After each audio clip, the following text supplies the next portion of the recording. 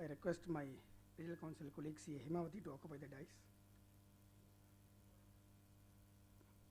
I request C. A. Satyakumar to escort our speaker, Dr. P. Kanagasabapati, to the dais.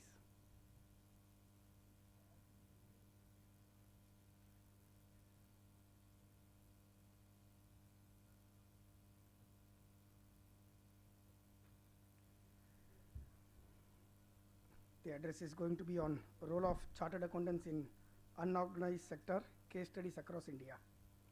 Before we ask the speaker to address, may I request C. A. Himavati to formally introduce the speaker and our resource person.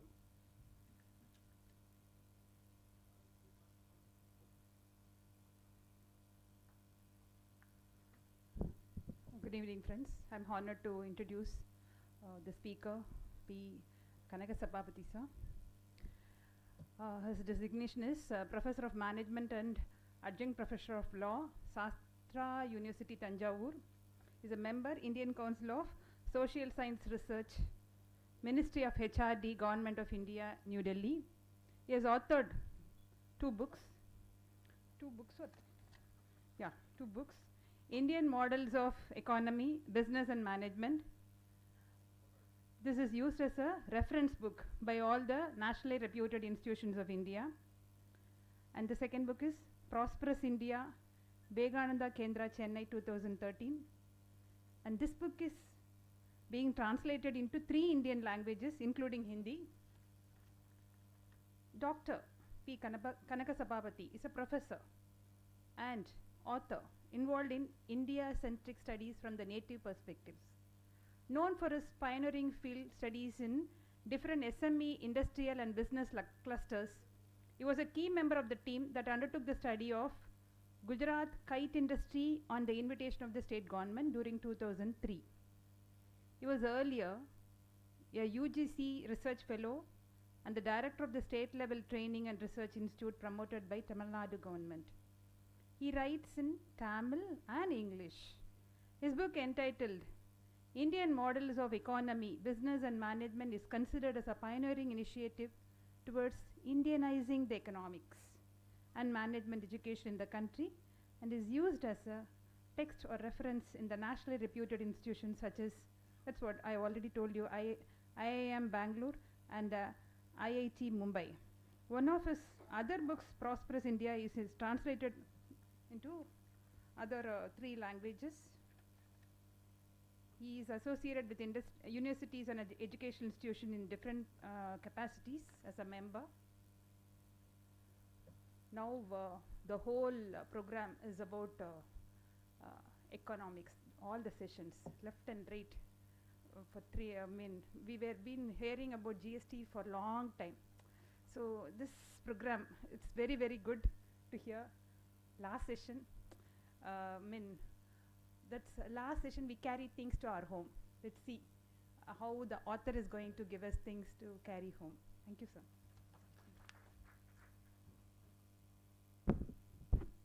Thank you, ma'am. May I now request our speaker, distinguished speaker, to share his thoughts and give his address.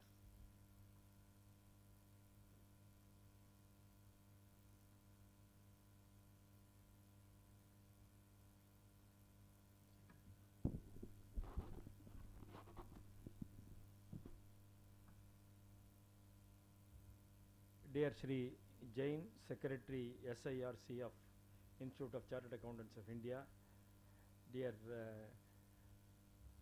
Hemavati,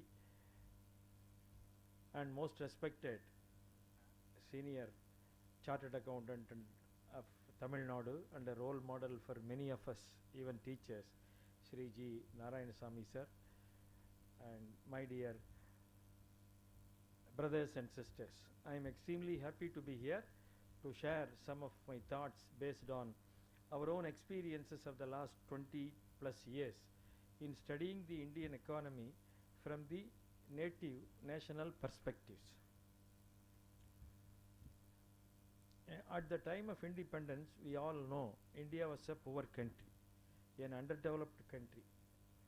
45% of the population was living below poverty line in 1950-51 when India started collecting macroeconomic data. 17 to 18% was the literacy rate.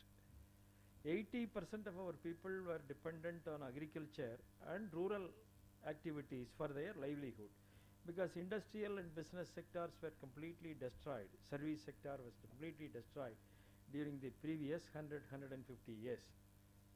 So that was the position. As a result, there was no respect for India. In fact, when they calculated the per capita income in 1872, for the first time, not Justice Ranade, this grand old man of India, Dadabhai Nauroji, when he calculated in 1872, the per capita income was just 20 rupees per annum in India. At the same time in UK it was 21 times more. So this was the situation from 1850 to 1950, almost 1950. So India was a very, very poor country, almost illiterate country, a country that did not command any respect in the international arena. That was the position. But today, after 70 years, we still have problems. We have many political problems, serious economic problems. But in spite of all these things, as we all know, India is the fastest growing economy in the world today, and China is lagging behind us. And all the multilateral agencies, all the world bodies, all the universities, all of them unanimously accept that the bright spot today in the world economy, global economy, is India. There is no doubt about it. London Business School a few years back has estimated that there are 85 million entrepreneurs in India, 8.5 crore, the highest number in the world, 85 million entrepreneurs in India. So as a result, today India is respected as a very, very potential economy, very powerful nation. So this is the difference. 60, 70 years back we were a very poor country, nobody respected us, but today we are the most respected country in terms of the potential, to a great extent in terms of performance also, in spite of all our difficulties and then problems. What is the reason for this? This we have to understand. Initially, for about 35-40 years, India adopted the socialistic system for its macroeconomic policy, socialistic approach for its policy making.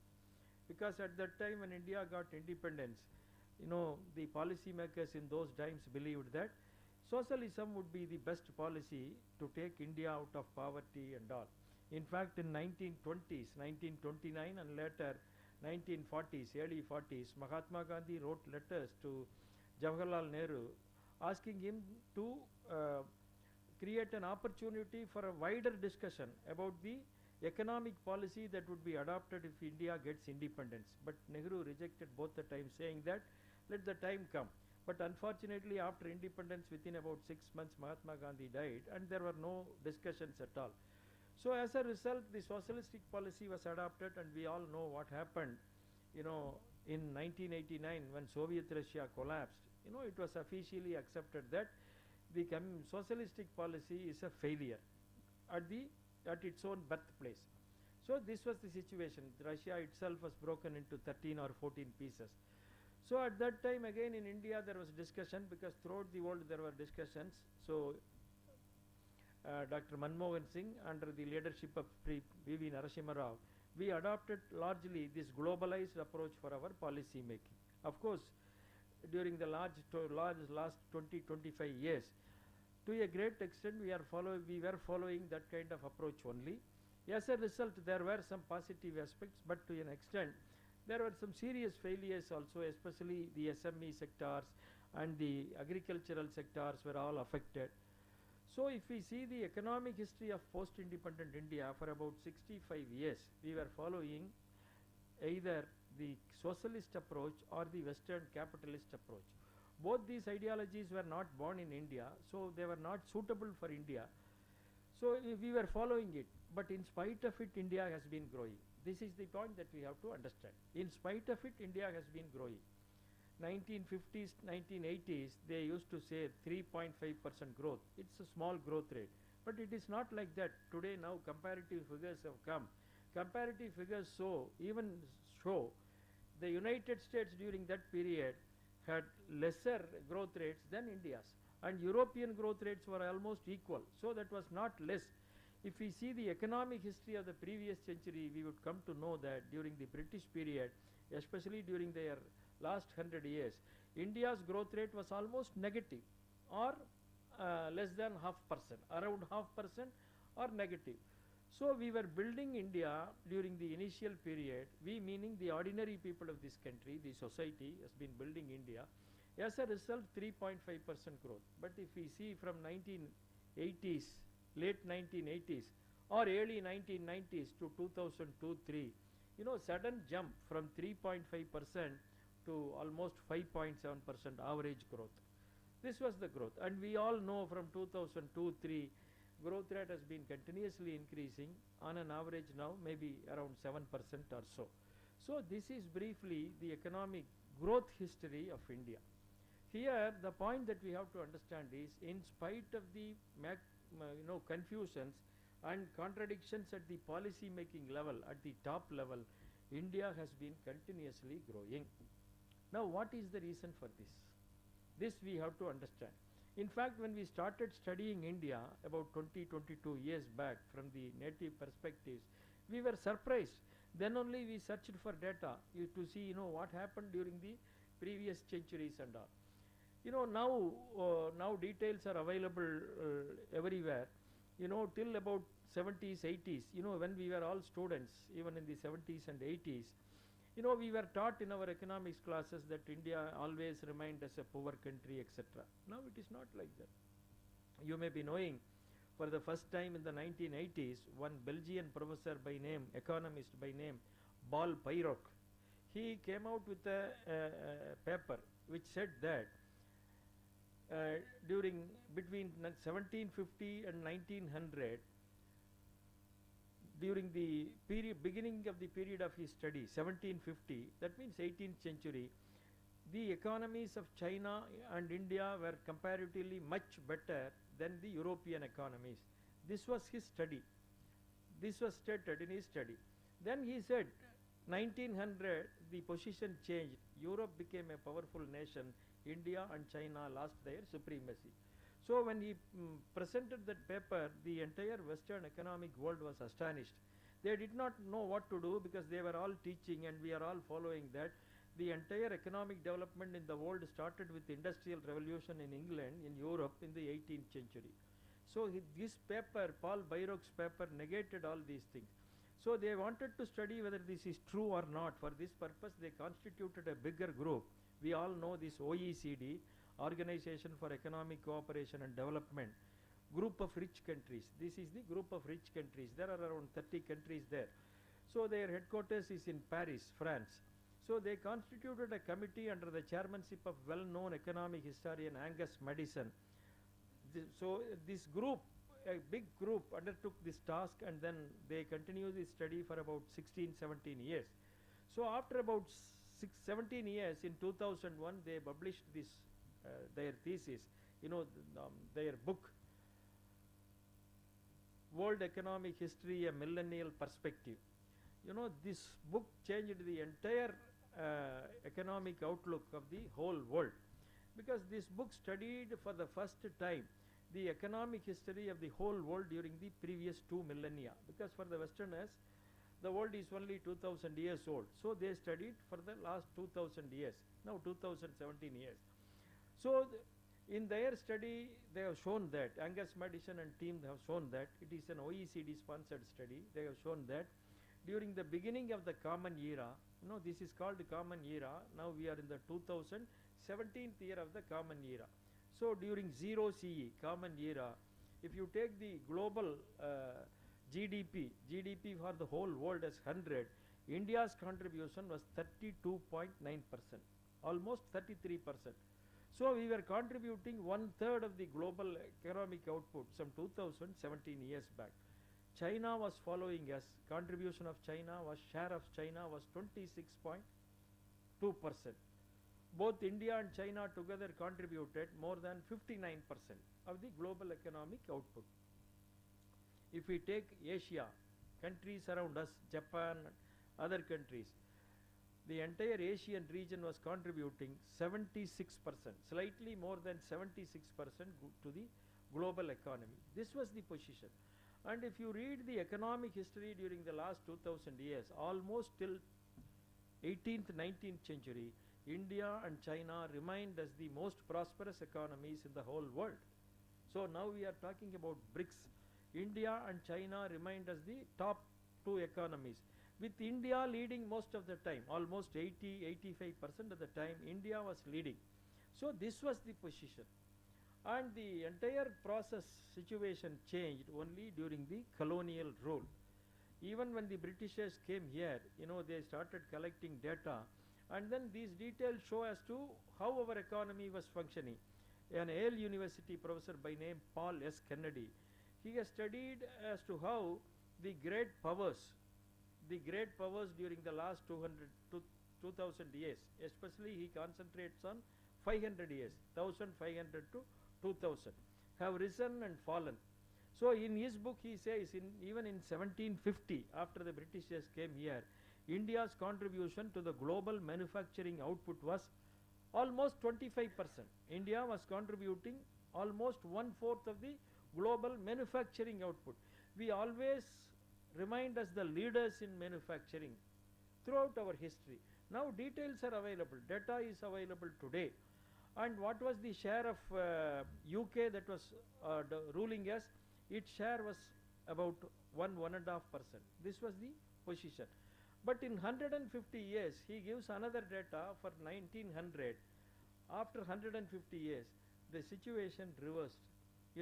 Our contribution became, in single digit. We were making around less than 2%, 3% contribution.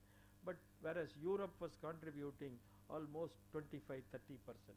So this was the situation. So the entire industrial sector, manufacturing sector, agricultural sector, services sector were systematically destroyed. Okay, let us leave it. So that is how India became poor. So that is not our point of discussion today. This is just a background. But what we have to understand is, so India that remained as the most prosperous region in the world during the recorded history for at least 2000 years, for most of the time, 85% of the time, became very poor in a period of just 100 and 150 years. But you see now, in the last 60 years, at the time of independence, 1950-51, India was very poor. Today we are one of the most potential emerging economies in the world. What is the reason? This we have to understand. What is the reason for India remaining as the most prosperous country for so many centuries, for at least 17 centuries together? What is the reason? And then when we started conducting field studies, then only we came to understand that the economic functioning of India cannot be understood through textbooks. It has to be understood only through field studies. Only when you go and meet people, you will be able to understand. Of course, now we have some idea. We also listen to the entrepreneurs, corporate leaders, etc. They also give their views. This is one aspect. But the more important aspect is those who are working at the field level in the so-called unorganized sector or non-corporate sector. All of us know this non-corporate sector contributes today almost 2/3 to the national income of our country, if we take including agriculture and all. So this is the position. So if we study the non-corporate sector, unorganized sector, we will come to understand what the background of India would be. When we study India, especially the clusters and the business, economic, industrial, agricultural centers, we will come to know the performing sections of India, what we call functioning economy or performing economy. I will give you some idea with regard to the background. Now the first point that we have to understand is the Indian economic development during the last 60-70 years is not due to government. In fact, one economist said it is in spite of the government. It is in spite of the government. There was one well-known economist, he is from US. He came to India as an ambassador during the 1960s. when John F. Kennedy was the President of America and Jawaharlal Nehru was the Prime Minister here, early 1960s. So he was here for I think 3 years or so. Then after about 40 years he came back again in 2001. He toured different parts of the country. So before leaving for India, for America, he gave a press interview. In that interview he said, you know, I have seen India's progress during the last 40 years, almost 40 years. He said, I tell you, this economy is not run by government. This economy is run by the society. It is run by the ingenuity, cleverness of the ordinary people of this country. This society, the economy is run by the culture of this country. This is what he said. So when we started studying this, we could understand India. When we study India, as I am a finance teacher, you know, I studied stock markets for my PhD thesis as a UGC research fellow, you know.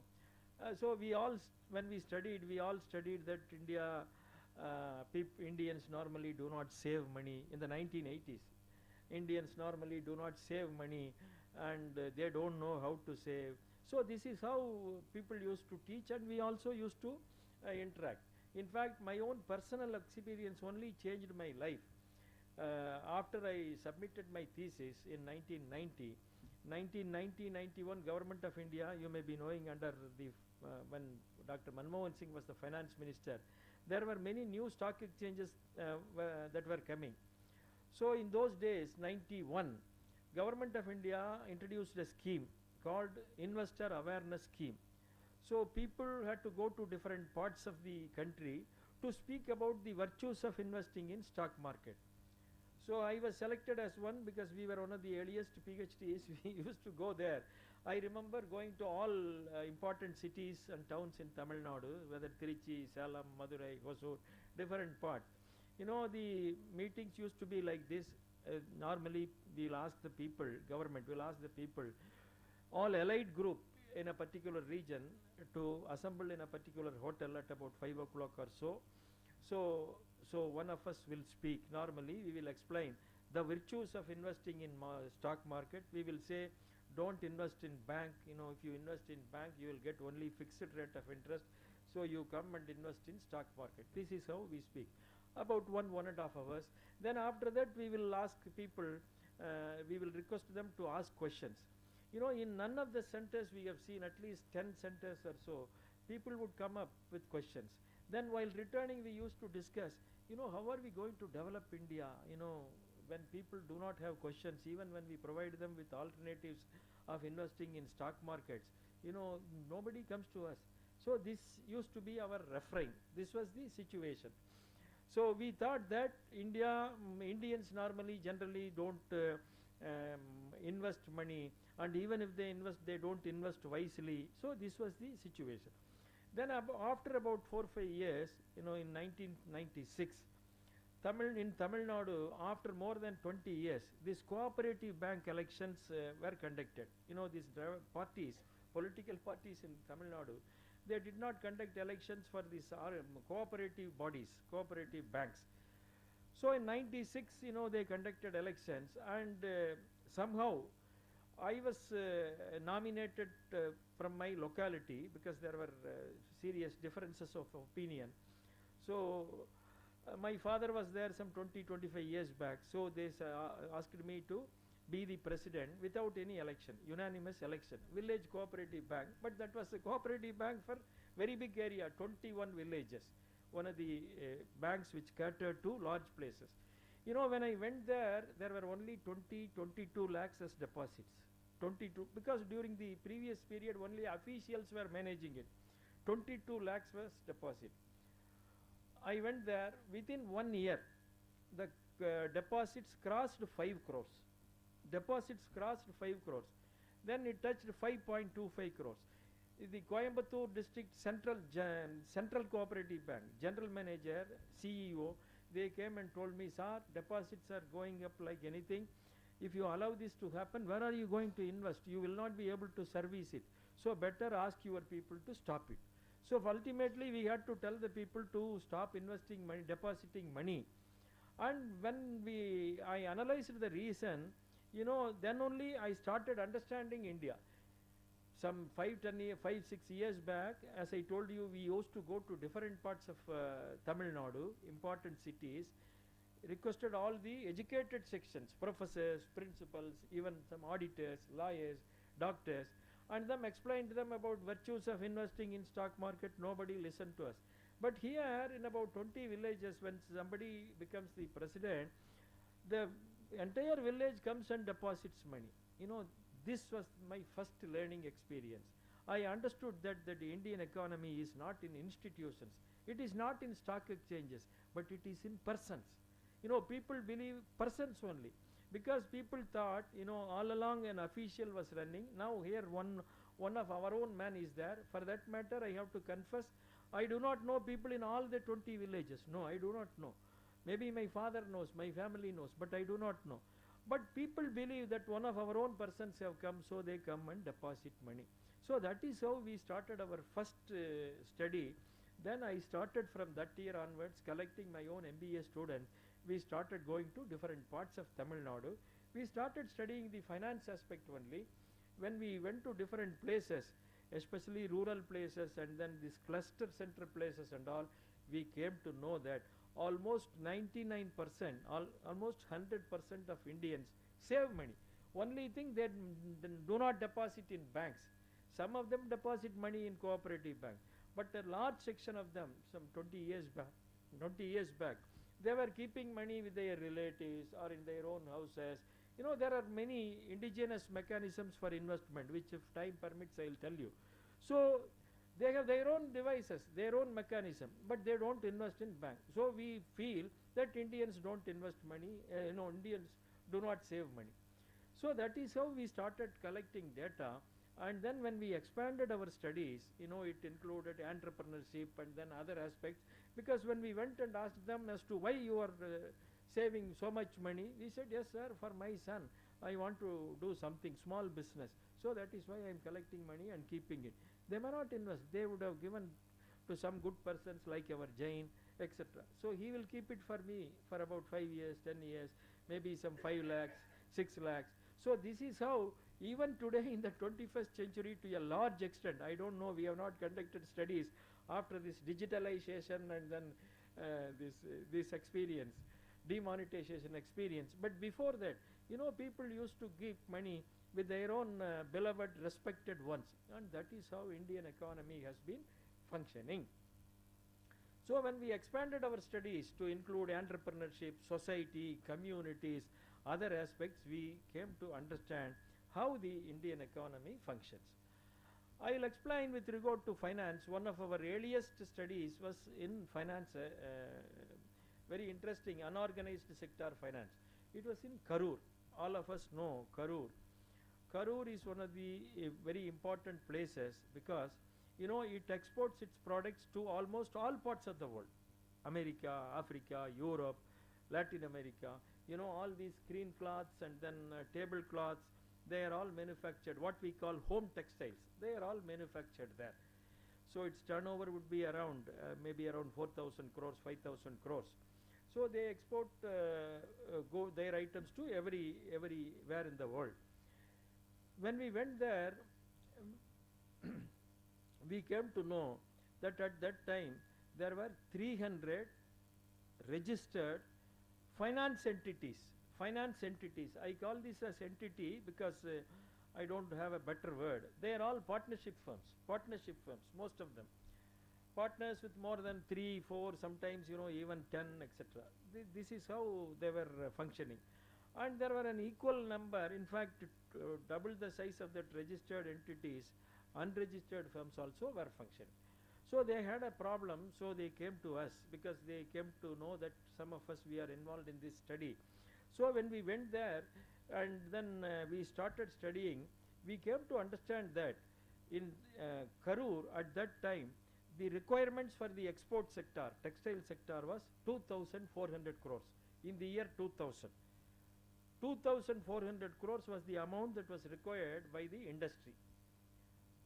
Here we have to understand, Karur has given birth to 2 banks, 2 scheduled banks. Karur Vaisya Bank, Lakshmi Vilas Bank, almost 90 years, 100 years old. So two banks originated there. Apart from that, at that time we calculated there were 52 bank branches, other bank branches also. But the entrepreneurs, whenever they needed funds, they preferred to go to these finance entities. When we calculated, we came to know that 2/3 of the funds requirements for the textile industry came through these unorganized finance entities. We were surprised. We asked them, in your own place you have 2 scheduled banks and your own people have promoted. In fact, the community, Vaishya community that promoted these 2 banks, they were also running this finance entities.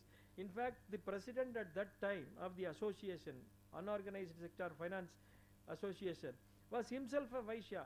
We asked them, your own people are running banks, why don't you go to your bank and then get funds? He said, no sir, ours is an Karur is basically a textile export center, so people get orders. Once they get orders, they have to execute it within a time frame, maybe 1 month, 1.5 months, 2 months. When we go to the bank, banker will ask you produce this certificate, that certificate, document. It will take time, 1 week, 10 days. But our people don't prefer, so they go to this financier.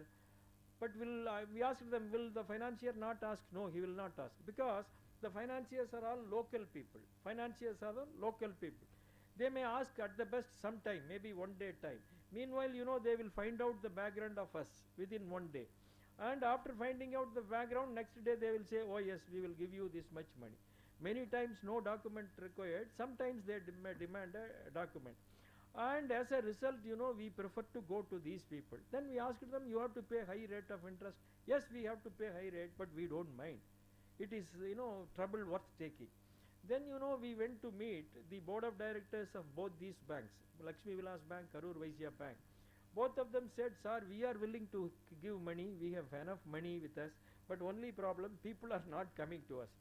Then they said, people complained that you have to take long procedure and all. Yes, they said, yes sir, that we have to take, without following the formalities we cannot do.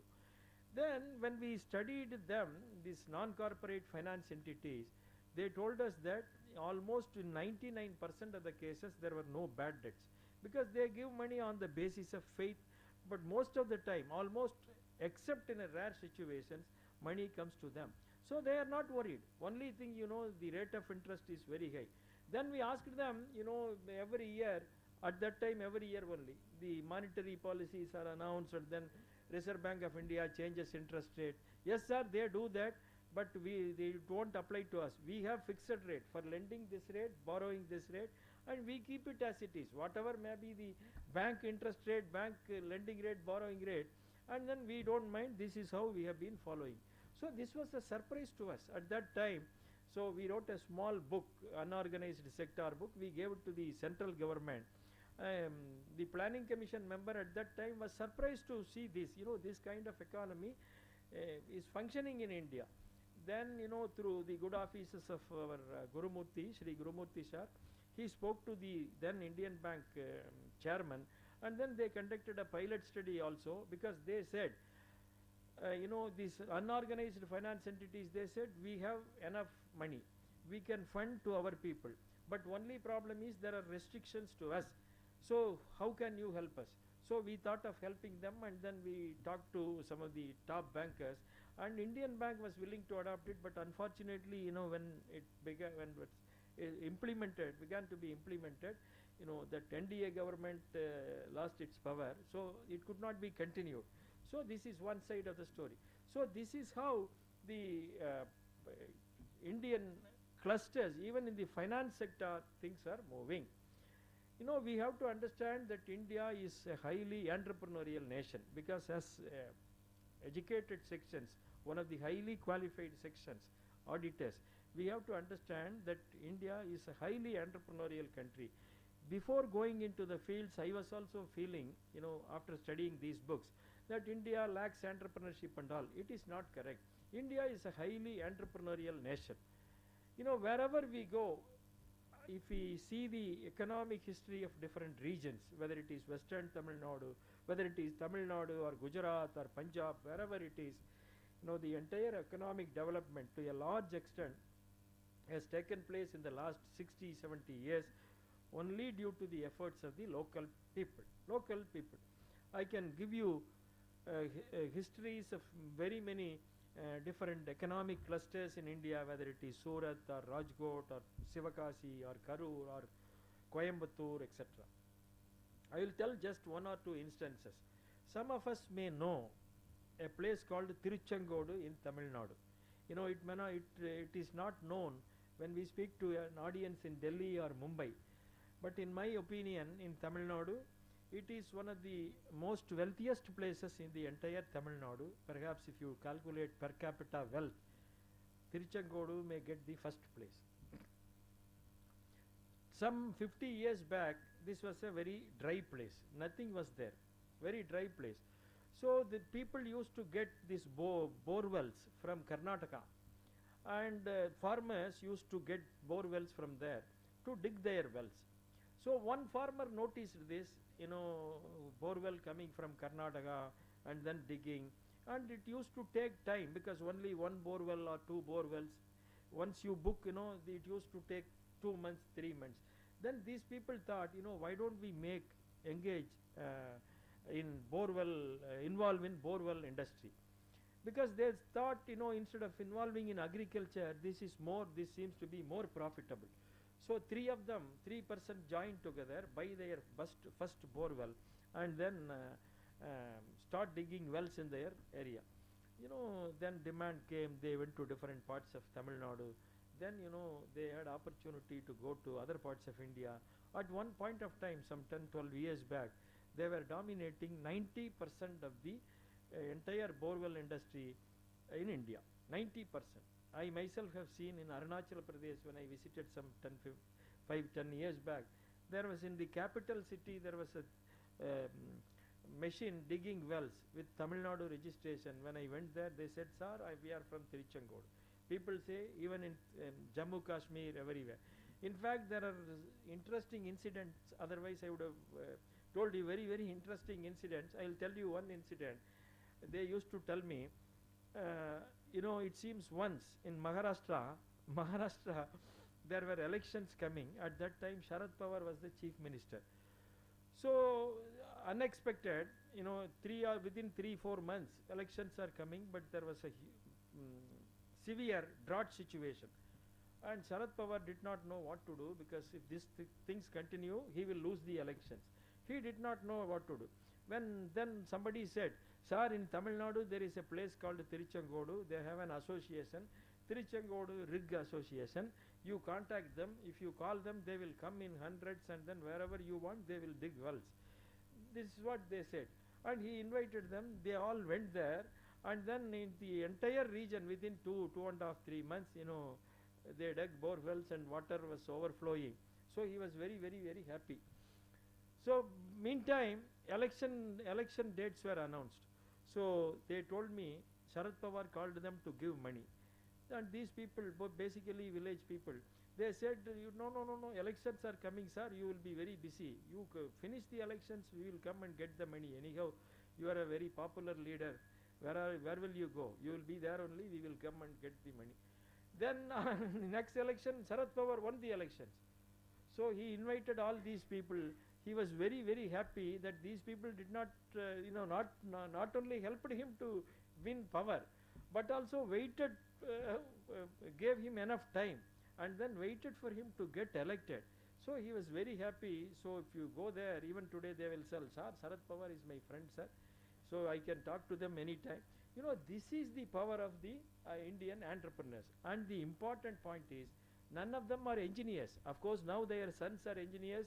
They themselves have promoted many engineering colleges. We know now Namakkal district, many IAS officers, ministers' children are studying in Namakkal schools only. Again, they have made this education as an industry through hard work, dedication.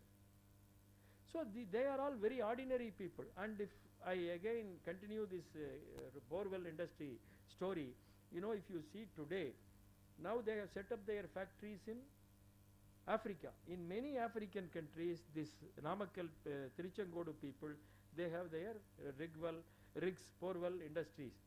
And you will be surprised to know that today they have developed a machine, a borewell rig, that can go below the sea and then dig the well. These are all their original ideas, and they are not educated people, and we don't even know them. They are very, very ordinary people, and this is how in the last 50, 60 years India has grown. This is just one side. Here in the southern side there is Sivakasi. You may be knowing some 100 years back. It was again a dry place, not even suitable for agriculture. Only two people, Ayyanadar, Shanmuganadar, they decide to do something on their own. They did not know what to do. One of their relatives in Tiruchi said, there is a company called Vimco in Calcutta, matchmaking company. It was in 1920s. They said, you go there, work there, learn this matchmaking, and then you can come there, do some small business. They went there, worked there for 1.5 years, not as executives, very ordinary workers, returned back, set up their first unit here in 1921-22, set up their first unit, and you may be knowing today about 75 to 80% of the matchboxes in India come from Sivakasi region. About 90% of the crackers come from Sivakasi region. About 30 to 35% of the sophisticated offset printing works takes place. Foreign checkbooks are printed there. Foreign banks checkbooks are printed there. And flight tickets of foreign flights companies, they are all printed there. All high security items. How is it possible? You see here, first they start with matchboxes, then this forward, backward integration takes place naturally. When I asked them, yeah, sir, how did you do it? They said, naturally, sir, we were doing making only, matchboxes only.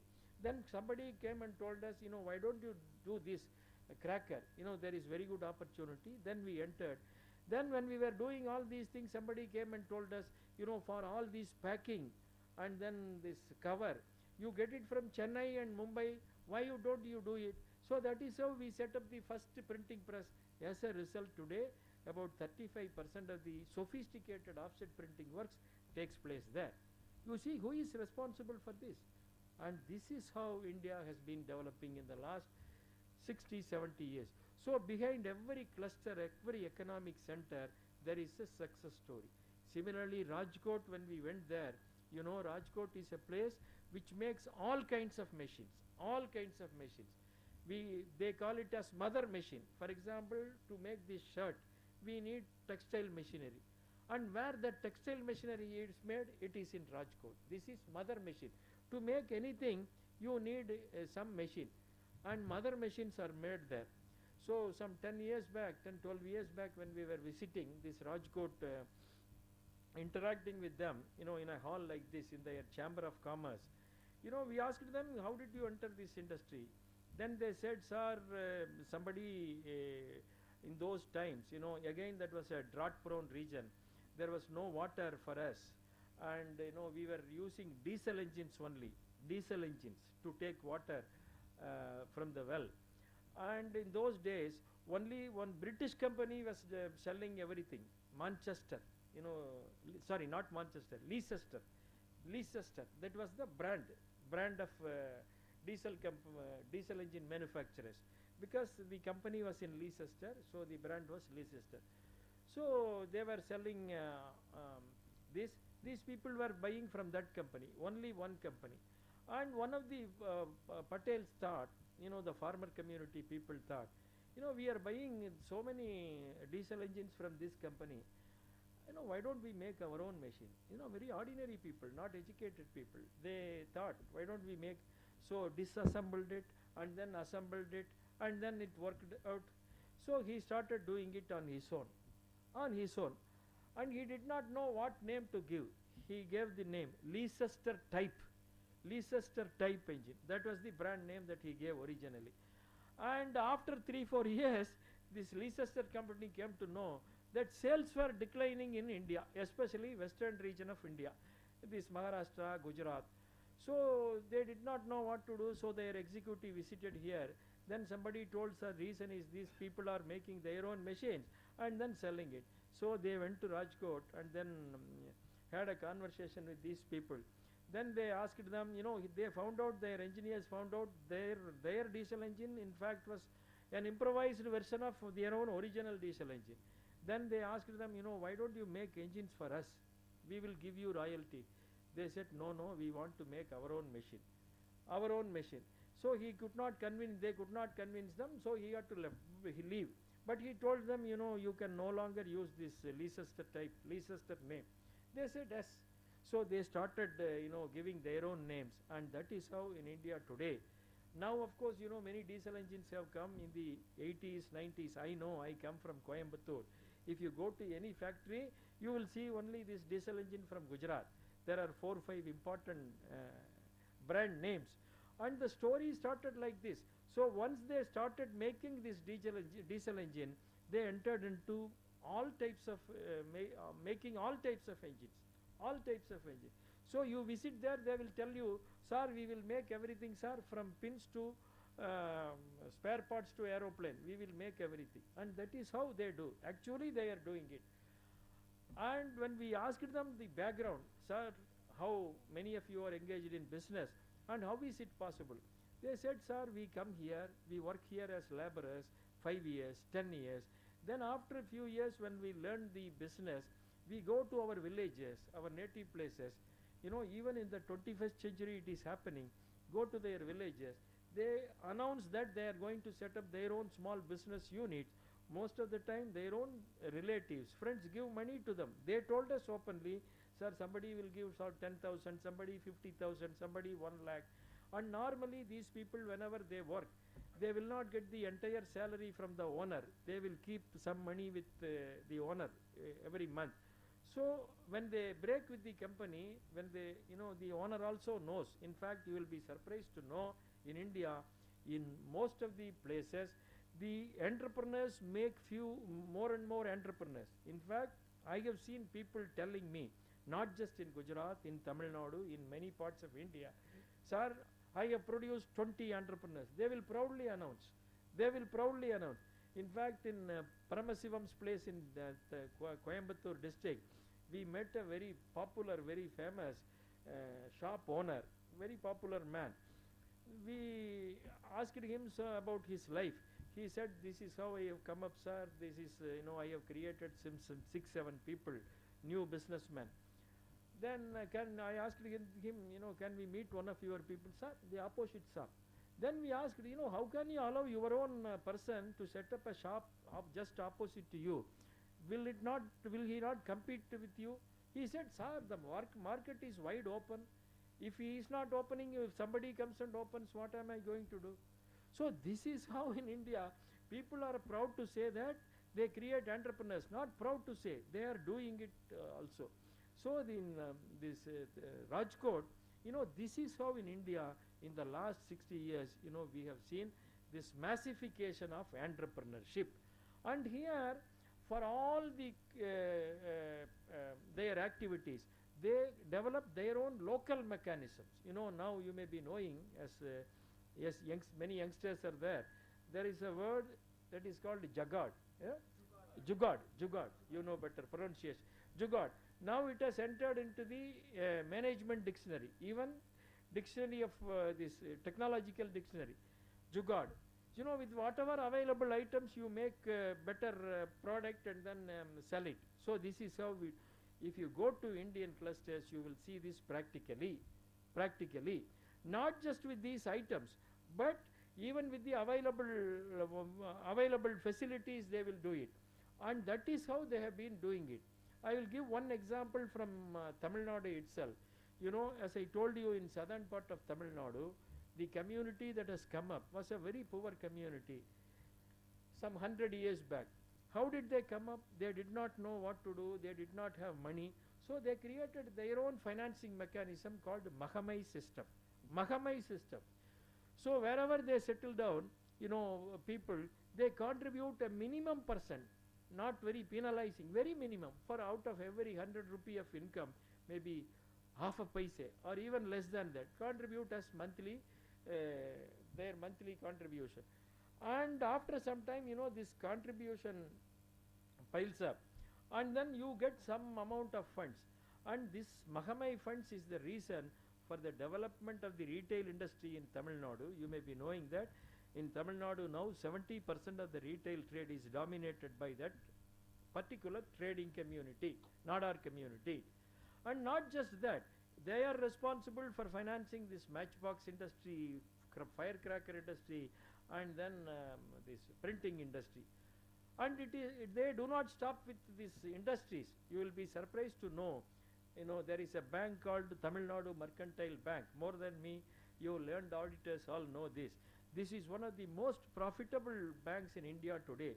Some point of time they told me, sir, we are the most profitable bank in the whole of Asia. That I don't know. We have to verify. But if you see the balance sheet, you will understand, this bank was promoted by very ordinary people, not highly qualified finance experts or a teacher like me, finance teacher, very ordinary people. Even today, the capital of that Tamil Nadu Mercantile Bank is 28 lakhs. If you see the profits of the company, I don't remember now, it is around 150 to 200 crores every year. If you see the reserves of the company, it will be, I don't know, maybe about 1,000 crores, more than 1,000 crores. 28 lakh capital, 150 to 200 rupees profit every year. They are declaring every year dividend. If you see the last 10 years, 800%, 900%, 1,100%. This is the kind of dividends that they declare. So as finance students, we say, we all know this finance theory. Even if the company, Tamil Nadu Mercantile Bank, starts incurring losses from this year, for at least for another 1,000 years, it will be able to pay dividend, so much dividend. Why? Because they have so much of reserve money with them. So this is the kind of financial acumen that our people have in India. So this is the reason behind India emerging as a very, very developed economy in the last 50, 60 years. I may not be able to capture the entire economic system in India, but I can tell you one thing, that in India during the last 60 to 70 years, it is the due to the hard work, dedication, commitment of our people that India has been growing over the last 50, 60 years. And here the role of families and communities is very, very important, very, very important. And the kind of roles that these communities play, families play, is very, very critical. We all study about social capital, role of social capital in economic development. India is one place where enormous social capital is available. In fact, many people have studied about it. When you have time, you go to the website. In 2001, World Bank, every year World Bank publishes a report called World Development Report. In the 2001 World Development Report, they have mentioned about Tirupur. How Tirupur has emerged as the most important textile export center during the last 20, 30 years. It is based on a study done by two professors from MIT and other place.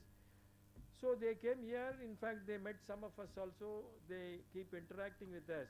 Their only one point of discussion, objective for the study was how Tirupur is able to mobilize funds. Because from the Western point of view, world point of view, for them Italy is a textile center, Switzerland is a textile center, but Tirupur, an unknown place, some 10 years back, 20 years back, from India, is competing at the international market, competing successfully. What was the reason? They wanted to find it out.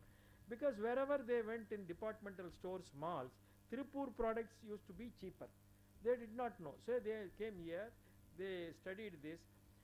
So they wanted to know this, and then after studying Tirupur, they concluded that in Tirupur, people are fixing lower prices, sale prices, because of social capital. What is the background? They said anybody in Tirupur, or for that matter most of the people in Tirupur, when they want funds, again being an export center, high pressure. So whenever people need funds, normally they don't prefer to go to banks immediately.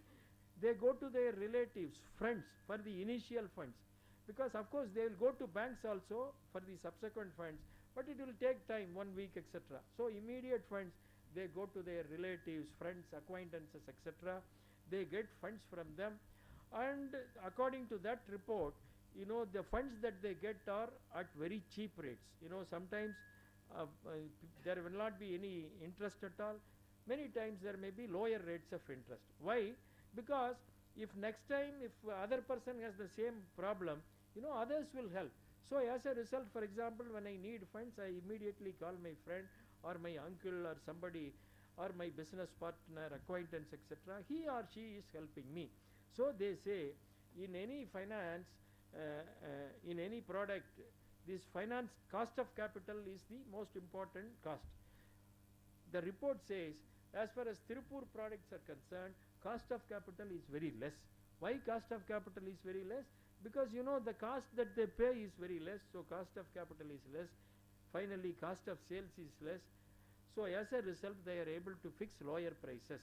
They said it is because of the social capital. They also give the word, it is due to credit rotation. If I need funds, I go to him. If he needs funds, I give it to him. So this credit rotation is the basis for all our finance mobilization. So they say it is this social capital, trust in the society, faith in the society, that is responsible for all economic development that is happening in these clusters. And of course they have studied Tirupur only, but we have seen in most of the places, I mentioned to you earlier about Karur, in most of the places, even today in the 21st century, transactions take place on the basis of faith and goodwill to a very, very large extent, maybe 80%, maybe 90%. Even today it is happening here. Again, the role of families is very, very important. Many of us know the kind of role that our families play in businesses, etc. We have seen in many places, wherever we went, they will always say, these entrepreneurs will always say, sir, it is due to my mother, due to my father, due to my sisters, due to my grandmothers.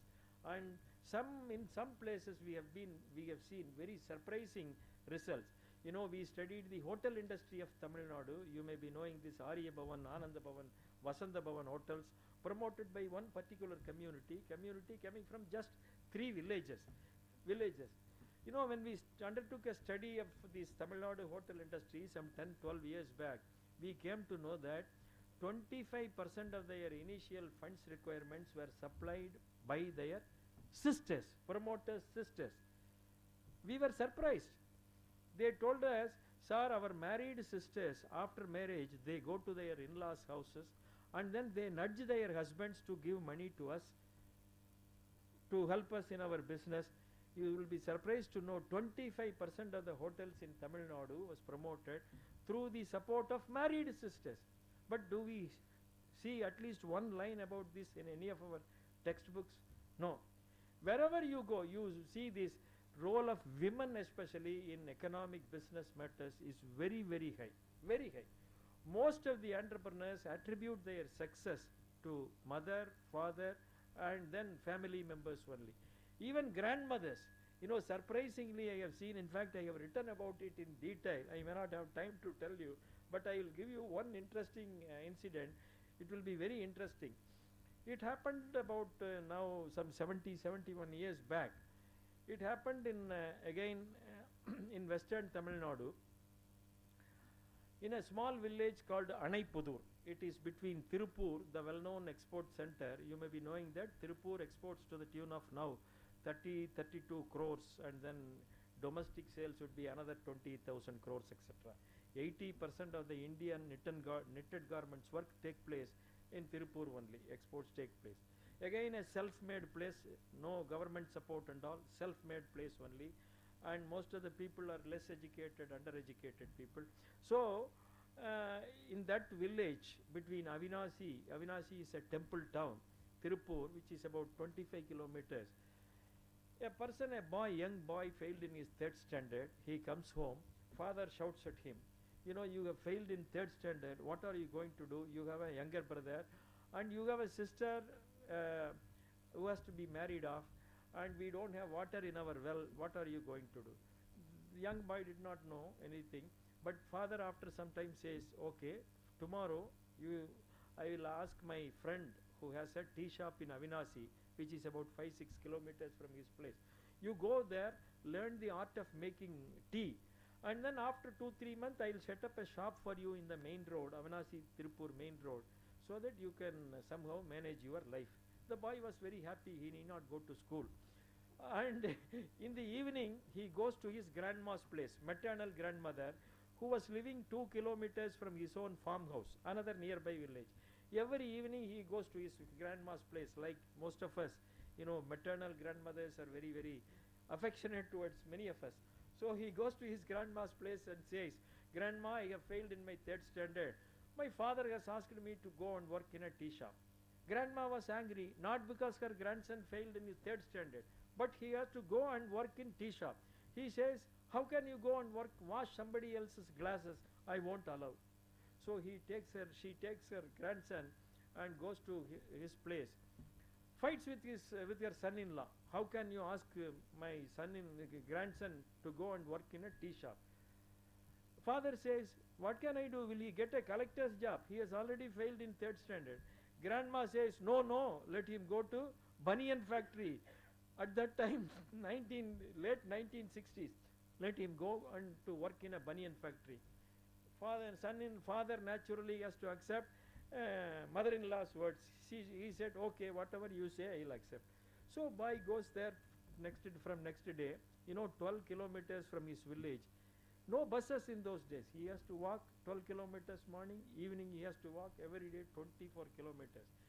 He used to narrate his story to me. At least 3 times he wept before me. He could not control his tears, because he told me in those days there were no clocks, watches, etc. His mother would see the stars and wake him up sometimes at 2 o'clock itself. So he will carry the food, whatever remained during the previous night, he would carry. And then he will go and sit in the factory gate at 3 o'clock, 3:30 itself. Factory would open only at 6 o'clock. So this is how we worked very hard. 10 years he earned some money. Then he thought I should do something, but he did not have education. Then he found out in one of his earlier companies there was a manager with BA qualification, education, BA degree qualification. He thought he is the best person. He went and asked him, "I will give money. You come and work with me. You have education. Both of us will promote a company partnership, and then we will do business." That person agreed.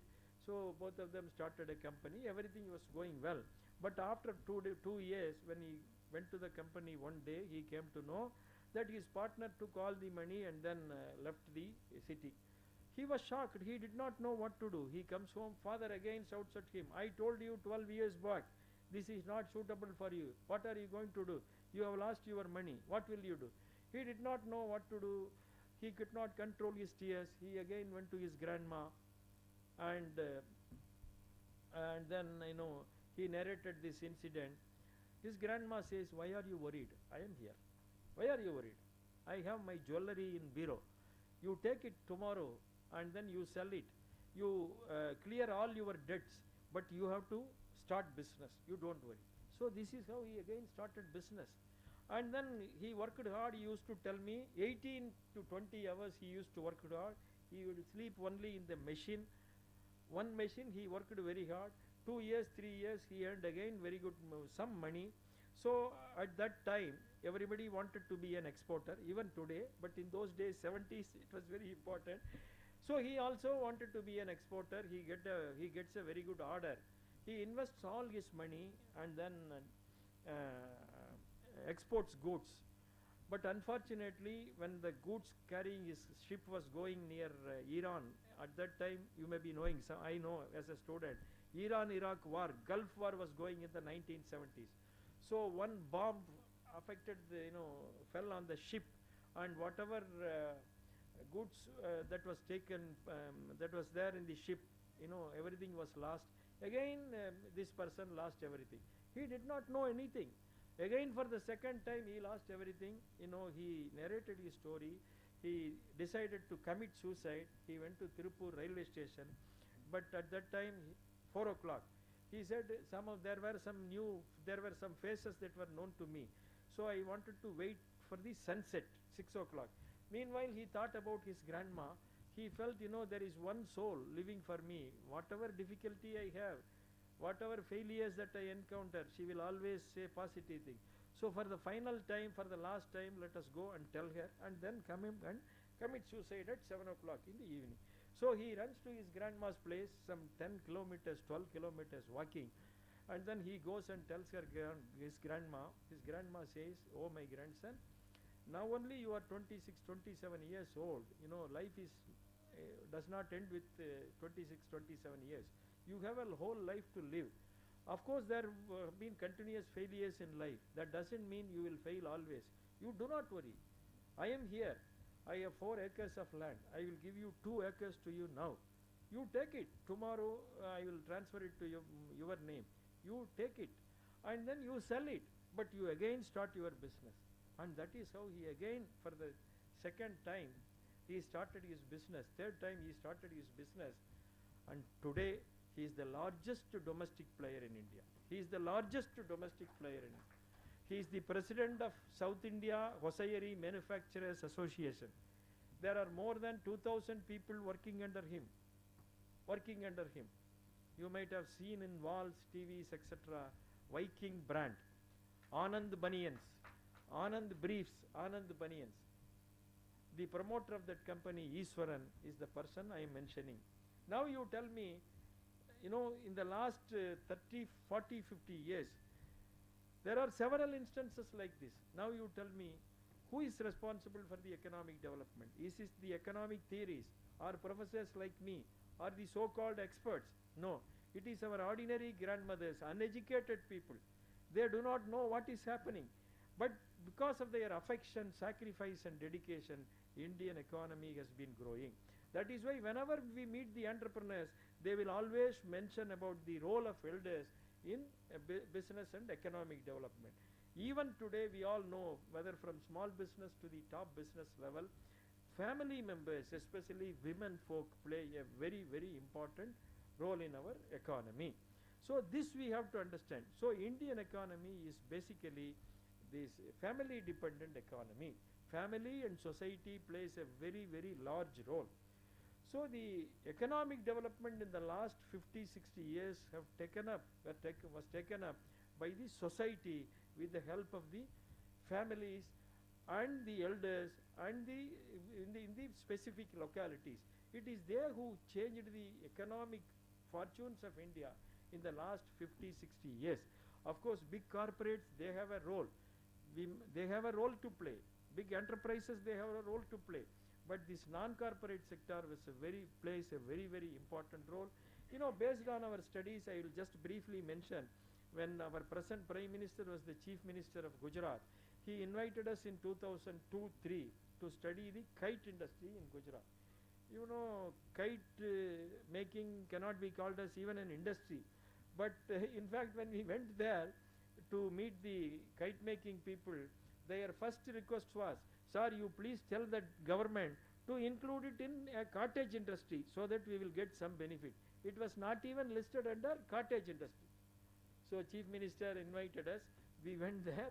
We started studying the kite making business, and then we went around different places. You know, there were 12 important kite making centers in those times. We went there. We started studying it. When we studied, we came to know that you know, these people, they do not have, especially unorganized sector, they don't have much expectations.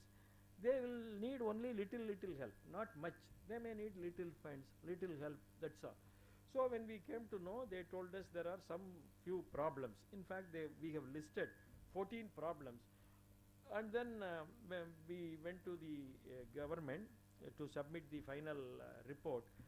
And when we submitted the final report, the then Chief Minister said, "Oh yes, 2004 in the International Kite Festival, you know, every year Kite Festival is taking place through, you know, during this Uttarayan, our Pongal festival time.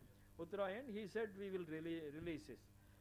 But we made a request because a very Chief Minister, you know, for the first time we got a call from one state government. Otherwise nobody invited us. Tamil Nadu government, no government invited us. So for the first time, so we said, "Sir, one request. We feel that before making this report as a publication, as a book, it is better that we talk to the people concerned once again." Because when he asked us to study, we told them openly, We don't know any language except Tamil and English, maybe to a very little extent Hindi. Gujarati we don't know. So you have to give help for data collection and all. He said no problem. So the government appointed the well-known Morg, the agency, as the data collectors and all. In fact, they only went and collected all data. We also visited some places, but we were just witnesses. So we told them, of course, these problems are there, but before publishing, we thought it would be better if we call a selected representative from each group, kite makers, wholesalers, detailers, and then get their opinion and then give this report. He said yes immediately. Only 20 days was left. So within 10 days he arranged a workshop. A workshop was arranged. So the entire workshop was divided into 4 sections: finance, production, like that. So normally every time when we go there, this is the difference. The Prime Minister, the then Chief Minister, he used to meet us personally.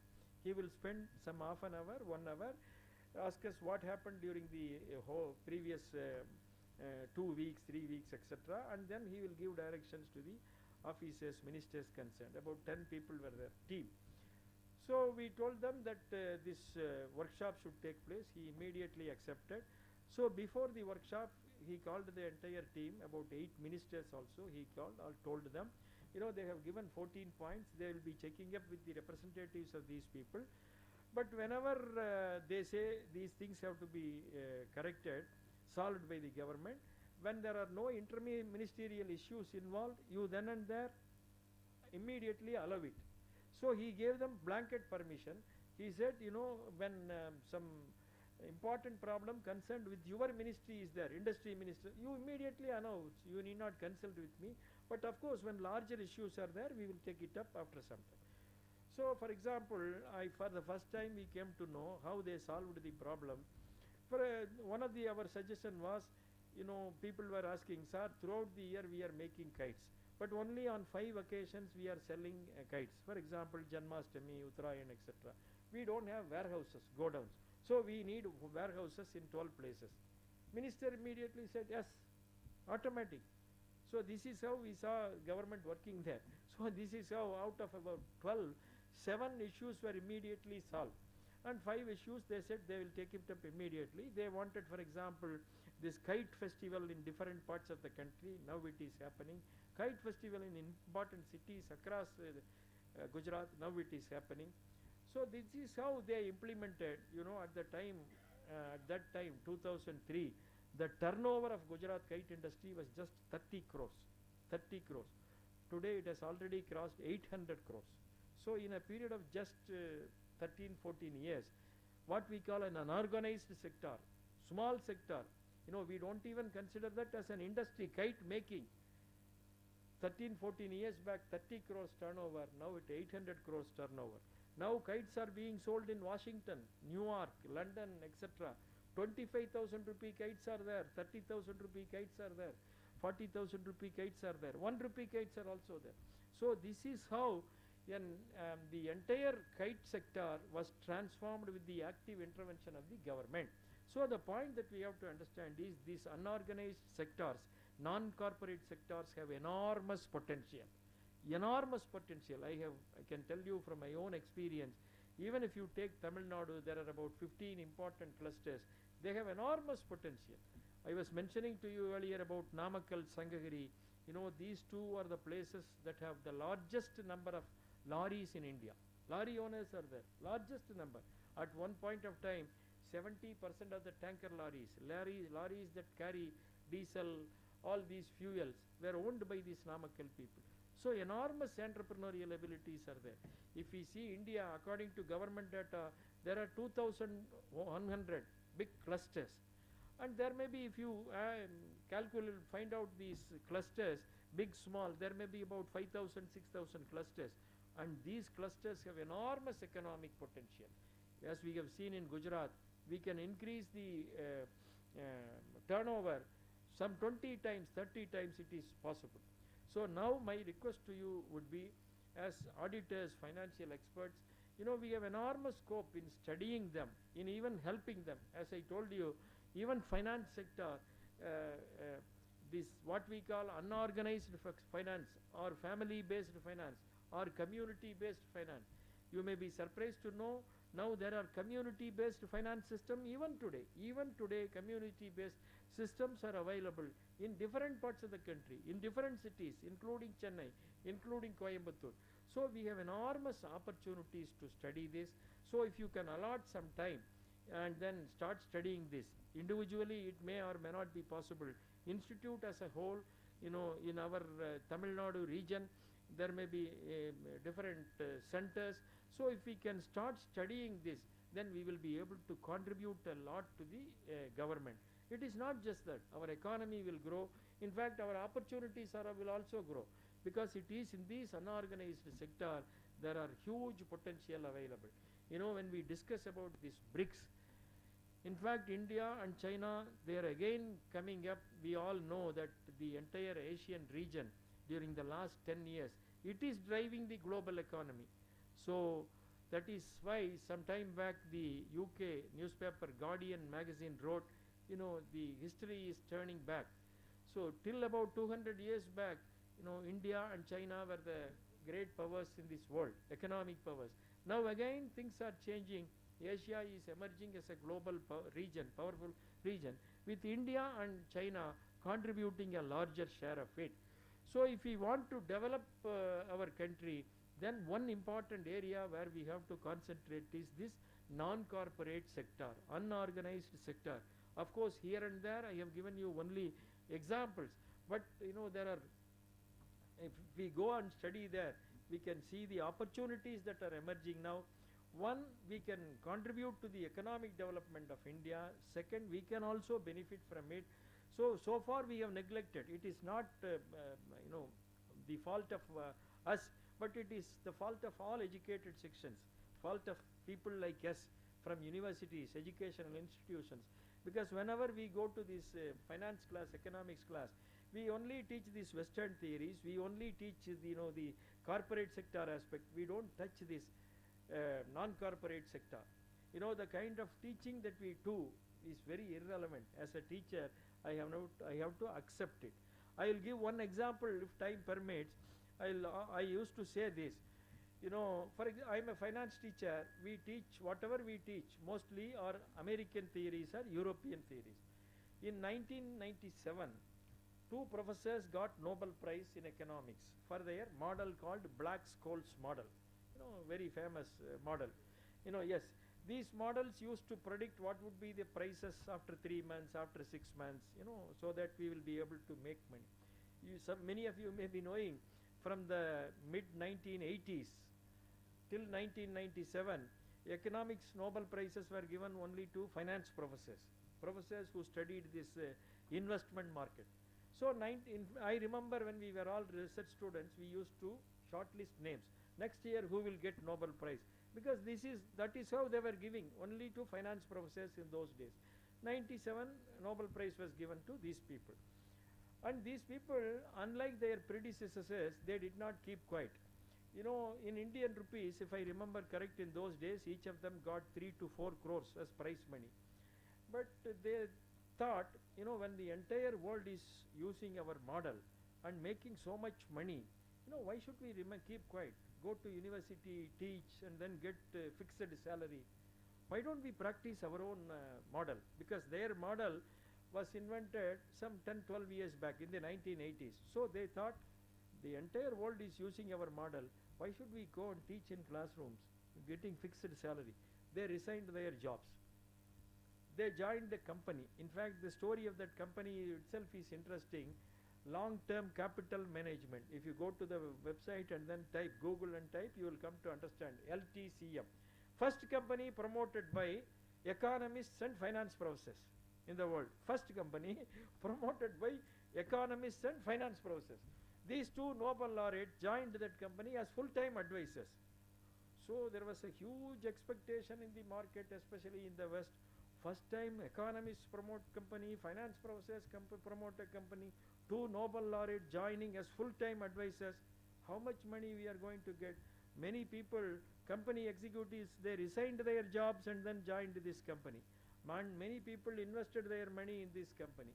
First year results came in 1998, and the results showed that that company incurred losses many times to the tune of their original investment. In fact, the Wall Street Dow Jones index fell down. Wall Street faced serious problems. The Federal Reserve Bank had to intervene to help the Wall Street from falling below. That was the position.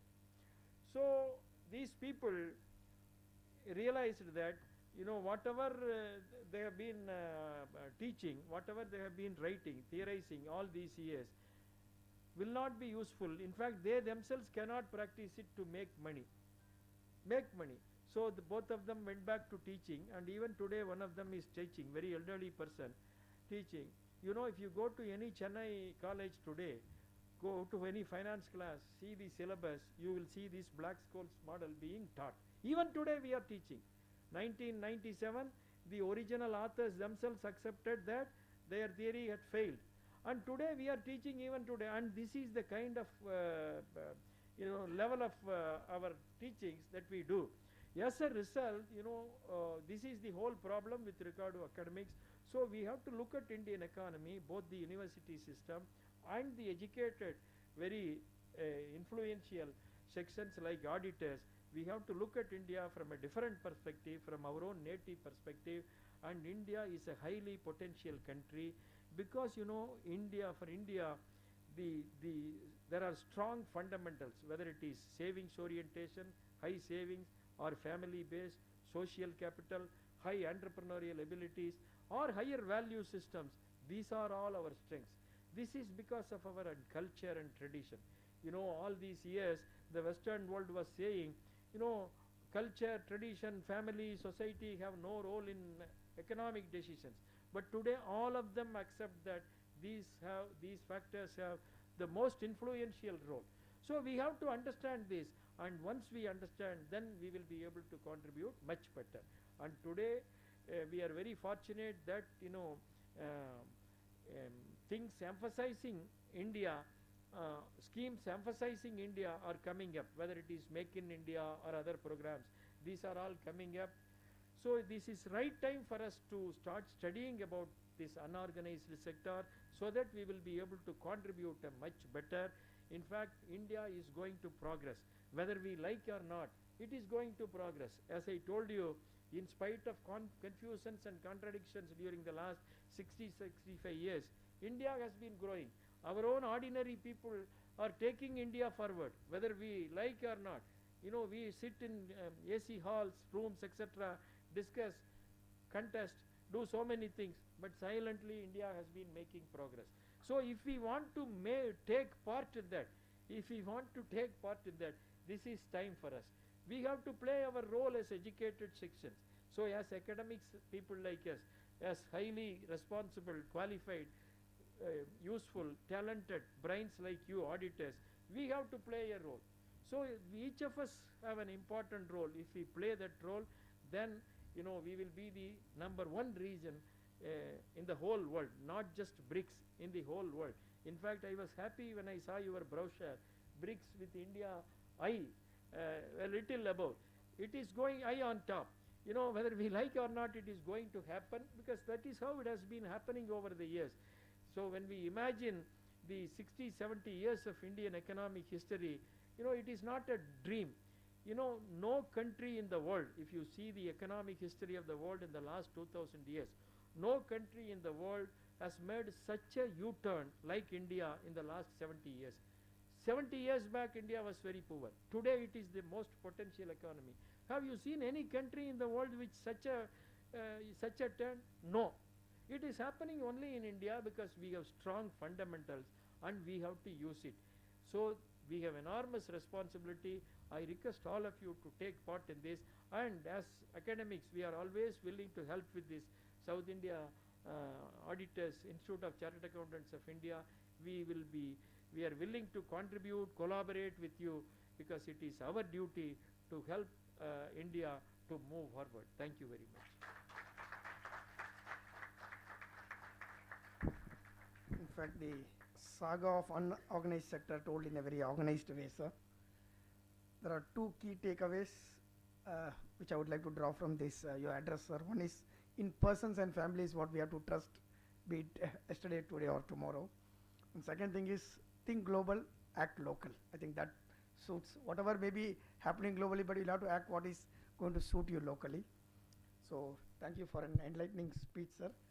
And I request C.A. Hemavati to hand over a small memento as a token of our love and affection. And I'll also join her.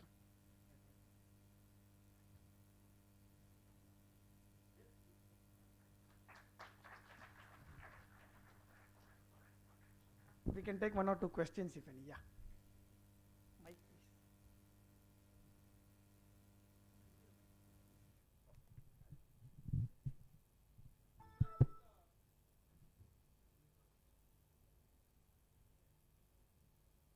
So, I mean, the whole day I enjoyed your speech, sir. It was super fantabulous.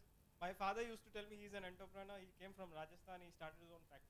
So my question is like, I mean, you said Backshow's model has been a failure, but still, I just want to acknowledge. I'm just sharing a suggestion. In CA, I mean, in SEBI Regulation 14 for ESOP valuation, still it's mandated Backshow models to be used as a valuation method. And you can ask the students also here. Yeah. And in MAFA, I mean, chapter, a Backshow model is required for our valuation. Yes. So it's a very path-breaking which you have given us. Yes. Thank you so much. I don't have any questions as of now. Thank you very much. Thank you. My name is Guru. I have been analyzing the unorganized sector for past 8 years. It is in the area of yoga. UK has the most efficient medical system in the world, and it is very cost effective. Even there, 6% of the people practice yoga. And I see Chennai as a cluster where people in overseas countries say that I am Chennai returned yoga therapist, just like we have London FRCS. I have analyzed this sector for past 8 years, and I trying to escalate it to Brics level or to G20 level. The director of G20 research group acknowledged my work as a genuine global issue, and they invited me to Turkey event in 2015, but I am struggling to get connectivity with Brics think tanks. Is it possible for you to connect with me to the think tanks and other people, or even ICA has recognized my work as one of the top 10 ideas to be followed further? We will discuss. Okay. Personal. Actually, sir, I think, I don't know if you, I made simple Yes, sir. correlation kind of thing. The people who are all very good entrepreneurs, there's a shortage of scarcity of water in those areas. Shortage of? Scarcity of water. If you Water. talk about, Yes. if you talk about Gujarat, particularly Kutch area, and Yes. if you talk about even Sivakasi, Yes, sir. and even if you talk about Thuthukudi, these areas, and even Namakkal and also. Yes. So I think scarcity of water induces them a lot to get into entrepreneurs. That is Yes. one thing which I noticed. Maybe in Tamil Nadu, the entire Tamil Nadu is facing shortage of water. I think Yes. every year, let's hope that the entire Tamil Nadu becomes very entrepreneurial. Yes, sir. That's one. Another thing, you were mentioning about like that millennial perspective. Yes, sir. And also discussing about like India had how it had been doing and all. Was there any kind of how did the data have been validated? Like, did you have any idea about how the Yes, data? yes, sir. In fact, that is the reason. Please, OECD is the sponsor organization for economic development and cooperation. This group of rich countries, they are the sponsors. So they constituted a group, not just one person, but under the chairmanship of well-known economic historian, European historian by name Angus Maddison. He is no more now. So they undertook this study for 16, 17 years. We may be knowing that this GDP growth rates and all is a recent phenomena.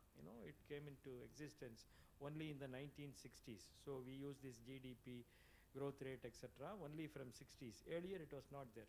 So using these contemporary yardsticks like GDP, growth rate, etc., they have extrapolated this over the last 2000 years from whatever available data that they have. So so far, this is the most extensive study that anybody has undertaken, any group has undertaken, and it was published in 2001. During the last 16 years, nobody has disputed it. Nobody in the world, because that was done by a large group, taking all factors into all different factors. Is there any methodology which you could narrate, like this is the methodology which was followed, like in deriving those numbers, kind of? No, thing? whatever methodology that we followed today, for example, GDP. We take 3 major sectors: agriculture, industry, services, and then find out the total GDP. whatever methodology that we follow to calculate GDP growth rates today, they are using the same methodology for the previous years from whatever little details that they have, because 2000 years back we don't have much details. So whatever details that they have used, and nobody has questioned it till today. This is one only. But of course there are several other people who have done research for 500 years, 200 years, 300 years. There is one popular French economist by name André Gunther Frank. He has studied the world economy between 1400 and 1800. 1400 and 1800. He says that during this period, India and China remained as the most dominant economies in the world, not just in agriculture. He concentrates especially on industries and manufacturing. He has given lot of details, so this Angus Madison study, OECD study, is in a way supported by some smaller studies, but this is a very large study. So another thing to just mention is that we are talking about, of course, criticizing the economic theories and all, but of course still theories are helpful to, to human beings to form some kind of understanding or something like that. That is true. Even the Black-Scholes model also, maybe Yes. it throws some concepts Yes. which students can make use of and maybe derive a better model. Yes, that is So at true. least conceptually they are teaching us. It's not that we cannot completely neglect the theories. Theories are of course concepts which are been derived from practice only. Yes, yes. So that, In fact, we are not neglecting, we only say that those theories are not suitable for us now. If you take, for example, communism, I'm not talking about communism yes, and all. I'm you know, just there are, talking there are basic. only two theories, sir. We have to speak. Only communism, Western capitalism. Communism, for example, the book was written in 1867. First communist government came to power in 1917. 1989, they themselves admitted, USSR admitted that they are failure. In China, their government came to power in 1949. In 1978, within how many years? 39 years. They said, this economic philosophy is not suitable. So Yeah, China. That's right. So they now say, we are communist in government, but our economic philosophy is not Yeah, that. that's only philosophy. But what I'm talking about is theory. Like say, for example, if you talk about wealth of nations, when you say that we are still only out of a little wealth which is available, everyone is striving to get a share out of that wealth. So that's the basic theory which always holds good. These are all like only philosophies. When you talk about social or when you talk about communism, they are only basically concepts and philosophies. Basic theories they don't. Sir, Well, that- nothing is useless. Everything is I'm useful not only. from the point of useless. Basic theory is different and the philosophies are different. That's what I'm trying to say. As far as the Western theories are concerned, based on their limited experience, you may be knowing that the whole development started in the Western countries in Europe only from the 18th, 19th century. 18th, 19th century.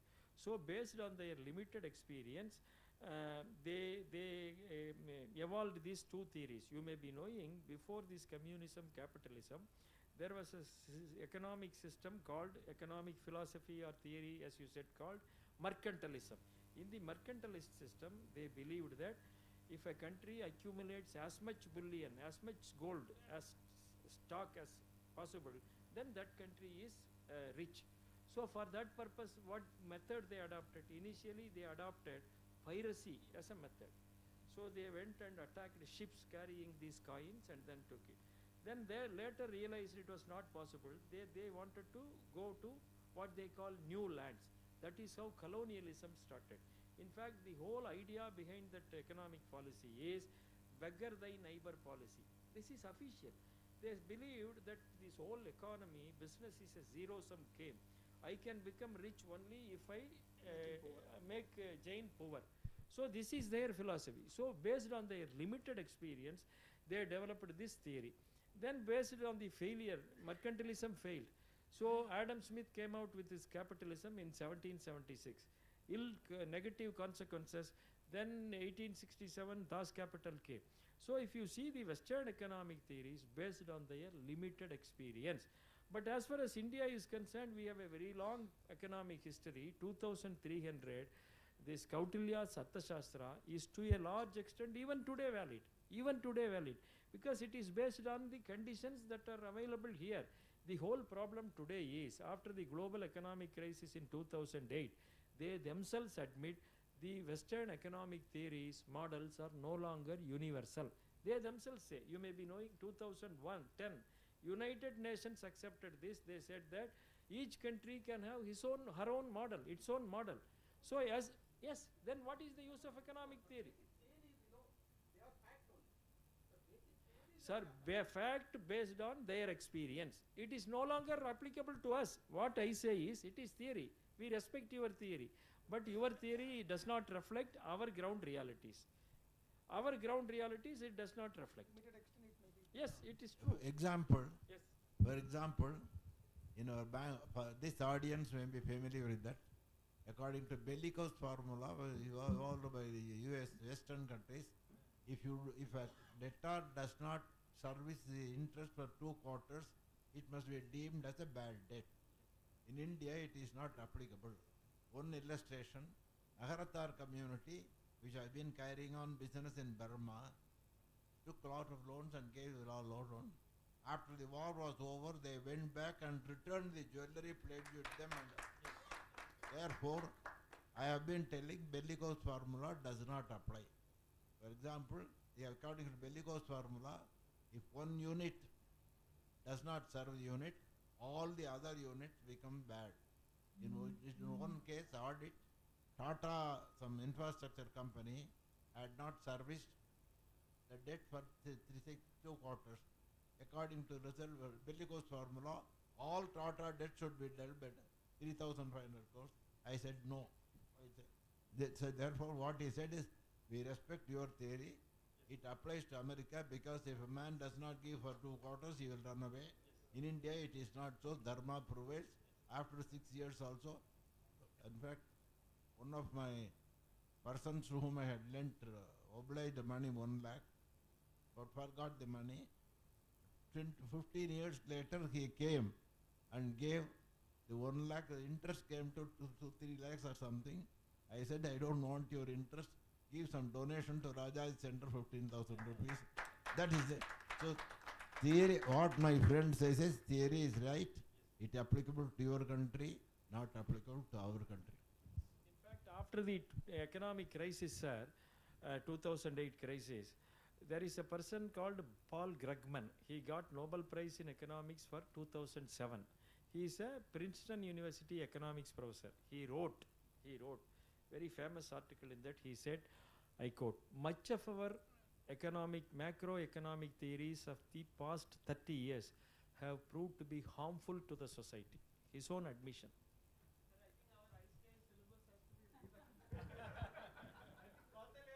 Already done after 10 years. Maybe we'll wait for the students to get through and then change. Yeah. So I thank all the speakers for an excellent and memorable day we have had. And I thank all the delegates who have participated in large numbers. May we all rise for the national anthem.